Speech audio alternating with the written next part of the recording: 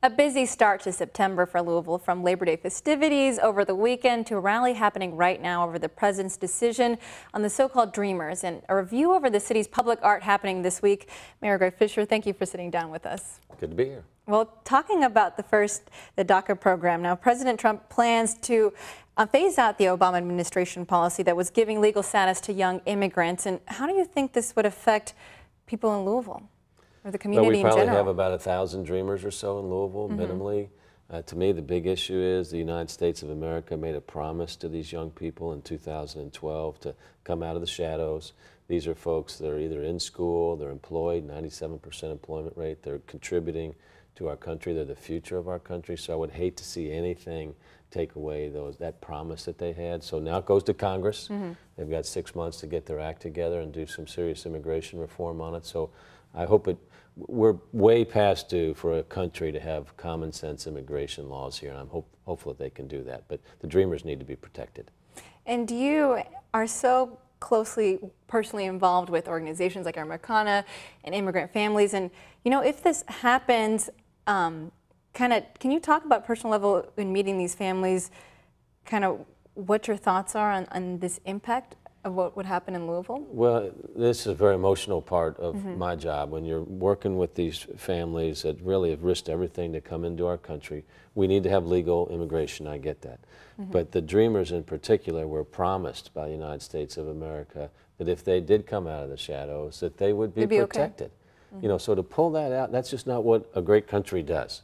So, as I said, now it's up to Congress, and hopefully they can get this straightened out. Okay, well, quick response. U.S. Attorney General or the Attorney General in New York has said that he's threatening to sue if they were to enact this. Do you think you'd be pushing lawmakers to do anything similar? Well, there inevitably is going to be a lot of lawsuits flying around on this, so we'll see where we want to be as a city on this. But what we are is a welcoming city.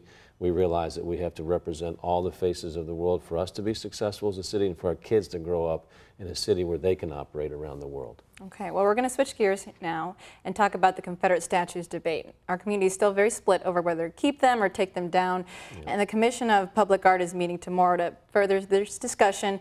And they're taking a look to see whether any of these statues or art represent bigotry, racism, and slavery. So what can we expect, and how do we categorize this? Like, what art plays into this? Yeah, well, fortunately, you know, unlike many American cities, we do not have any super overt displays of Confederate soldiers here, you know, men in uniform, Confederate uniform, racing off to war. So our discussion is going to be a bit more nuanced. So what I asked the commission to do is to identify any public art objects like that. I see this as a great opportunity, and this is what citizens tell me as well, to broaden our understanding of slavery, of the Civil War, and what this meant, especially if you were here as a slave. And this conception that the buying and selling of human beings was permissible in our society is something that we need to have a more modern day discussion about. And a lot of people get defensive about it for some reason. They weren't alive. Nobody today owned a slave. So we need to be able to have the conversation so people can understand our history a little bit more and how that legacy is still with us today. So that's the discussion. The more important part, or as important to me, is then, okay, then what? How do we move forward together? And so that would be the next step after this meeting tomorrow? Yeah, what I hope this is going to happen is going to lead to a year-long, if not years-long, discussion so that we recognize what the institution of slavery did to our country, because it still impacts us today. Okay. And another issue up for debate right now in the courtroom are concerns over the LMPD Youth Explorer program and that sex abuse case involving former officers. And the Metro Council President David Yates he's currently representing one of the victims in that $6 million lawsuit against the city. So what are your thoughts on this? Well, to me, the big issue is, number one, that anybody in a position of trust that's abused that, such as is alleged here in the Police Explorer case, needs to be accountable.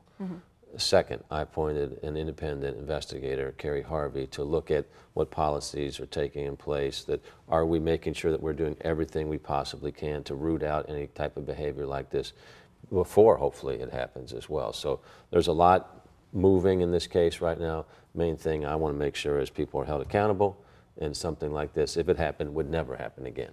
All right. Well, Mayor Greg Fischer, real quick, hike, bike, and paddle was yesterday. Looked like an awesome time. Tell me, How does it feel to you that more and more people keep coming out every year, and it seems like the event just keeps growing? Well, that is an event that brings a lot of smiles to your face, and that and World Fest, because World Fest opened up yesterday. So between World Fest at 100,000 people and Hike, Bike, and Paddle 10 to 15, that's really the United States of America. You know, people everyone get so together, focused on, you know, this scandal or this taking place. I love when people come together. Just have fun. Have fun. All the faces of our community, that's what we have in common. So we got a good city with good momentum, and we intend to keep it going that way. All right. Well, thank you so much, Mayor.